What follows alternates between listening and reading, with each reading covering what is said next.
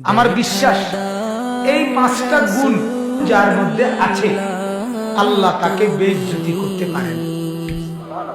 কসম, এই পাঁচটা গুণ নবীজির মধ্যে ছিল। খাদিজা বলছে নবুয়তের আগে, ইসলাম প্রচারের আগে থেকে সেই পাঁচটা গুণ কি শুনেন। বুখারী শরীফের রেওয়ায়েত, একেবারে দ্বিতীয় পৃষ্ঠার রেওয়ায়েত, বুখারী শরীফের দ্বিতীয় পৃষ্ঠায় আছে।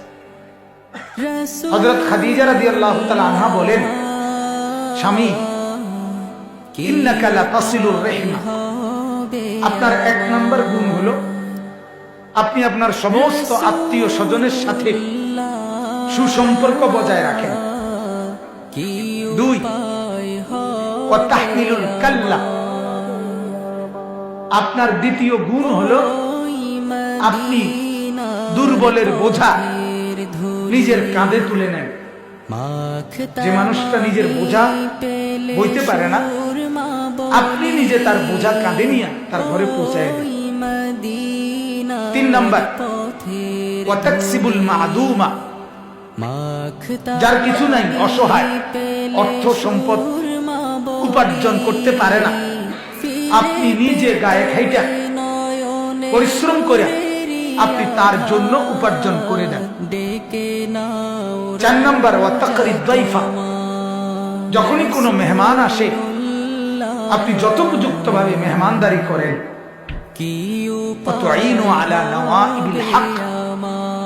পাঁচ নম্বর হলো যখনই মানুষ সঠিক, সত্য, বাস্তব কোনো বিপদে পড়ে আপনি তার সাহায্যে এগিয়ে যান।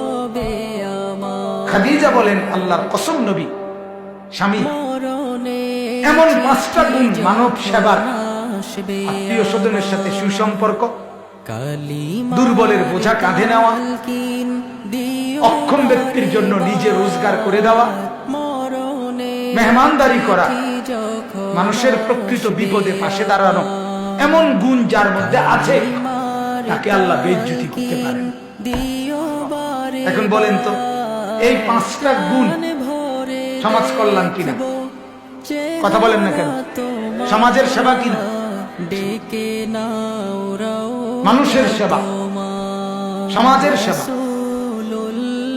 এজন্য রাসূলুল্লাহ সাল্লাল্লাহু আলাইহি ওয়াসাল্লামের কাছে ওনার মধ্যে ইসলাম পূর্ব যুগ থেকে 40 বছরের আগ থেকে মানুষের সেবা, অসহায়, বঞ্চিত, দুর্বল, অক্ষম এমন মানুষের বিপদে পাশে দাঁড়ানো, এটা রাসূলুল্লাহ সাল্লাল্লাহু আলাইহি ওয়াসাল্লামের একটি সিফাত, গুণ ছিল। আর এই গুণ যার মধ্যে আছে তাকে আল্লাহ তাআলা বেইজ্জতি করে। এজন্য আমিও বললাম,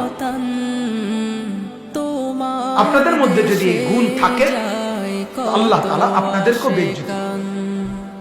দুনিয়া ছাড়ো, দুনিয়ার লোভ ছাড়ো বান্দা। তুমি মুমিন, তুমি আর 10 জনের মতো না, তুমি মুসলমান, তুমি অন্যদের মতো না। তুমি তোমার শাহওয়াত নিয়ন্ত্রণ করো, তুমি তোমার মনের চাহিদা নিয়ন্ত্রণ করো। আমার পথে বের হও, আমার রাস্তায় বের হও। এই কথার 3 অর্থ। কয় অর্থ? 1, ইবাদতের জন্য বের হও। 2, দ্বীন প্রচারের জন্য বের হও। 3, দ্বীন রক্ষার জন্য বের হও। ইবাদতের জন্য বের হও।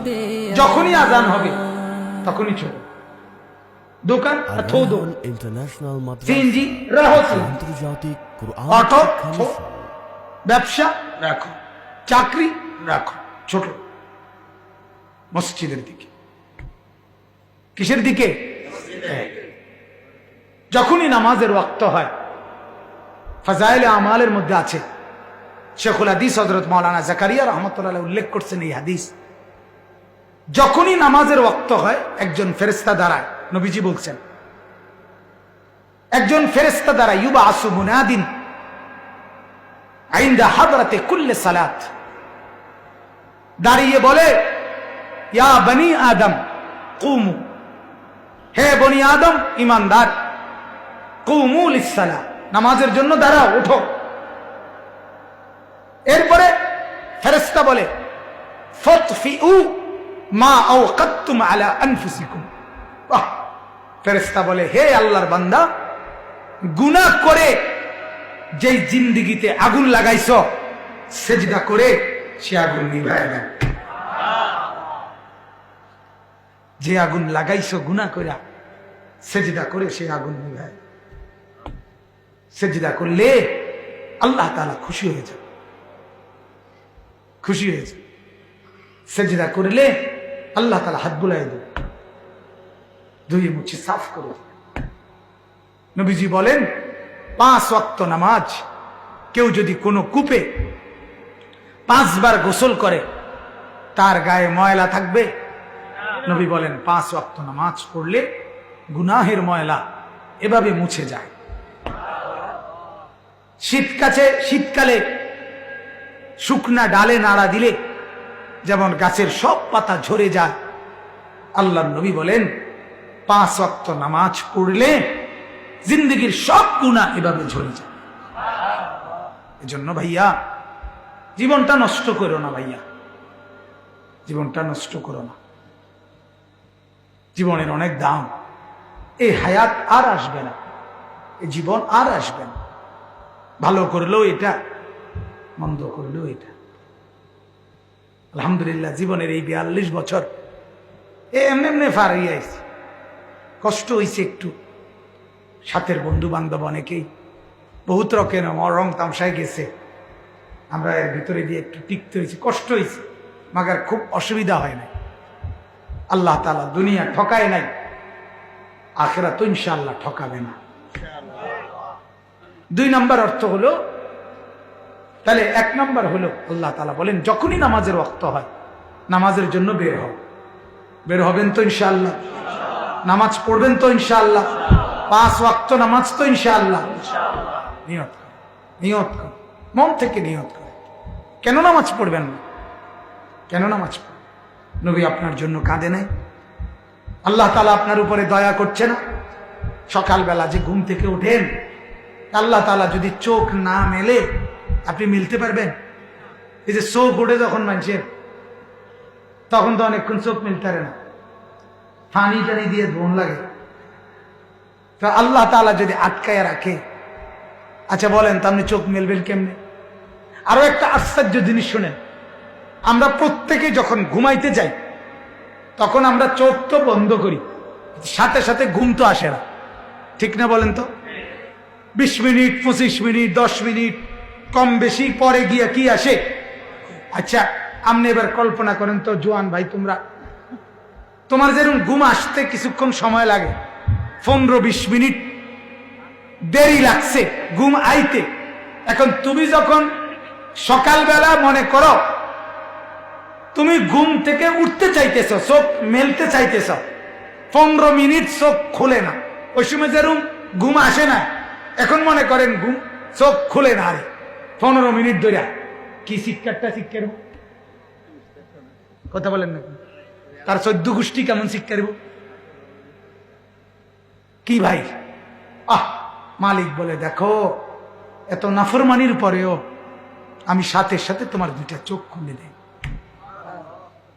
সুবহানাল্লাহ। 2 নাম্বার হলো দিন প্রচারের জন্য বের হওয়া, মানুষকে আল্লাহর দ্বীনের কথা বলা, মানুষকে কালেমার দিকে ডাকা, আখিরাতের দিকে ডাকা। দাওয়াত ও তাবলীগে আল্লাহর রাস্তায় যারা বের হয় তাদের সাথে একটু সময় দেওয়া, কিংবা ওলামায়ে কেরাম, আউলিয়া, বুজুর্গ, ওনাদের কাছে গিয়ে গিয়ে মানুষকে আল্লাহর দ্বীনের জন্য, মানুষকে দ্বীনের দিকে ফিরাইয়া আনা, মানে নিজের বন্ধু, নিজের আত্মীয়, নিজের মা, নিজের বাবা, নিজের স্ত্রী, পুত্র, পরিজনকে আল্লাহমুখী করে দেওয়া, আখিরাতমুখী করে দেওয়া, এটা দ্বীন প্রচারের জন্য বের হওয়া। 3 নাম্বার হলো আল্লাহকে বলা, আল্লাহ আপনার দ্বীনের জন্য, কোরআনের জন্য, ইসলামের জন্য, নবীর ইজ্জতের জন্য যদি কোনোদিন জান দিতে হয়, আল্লাহ আমি জান দিতে রাজি, আপনি চাইলে পুরা দিয়ে দেব। দ্বীন রক্ষার জন্য বের হওয়া, দ্বীন প্রচারের জন্য বের হওয়া, ইবাদতের জন্য বের হওয়া।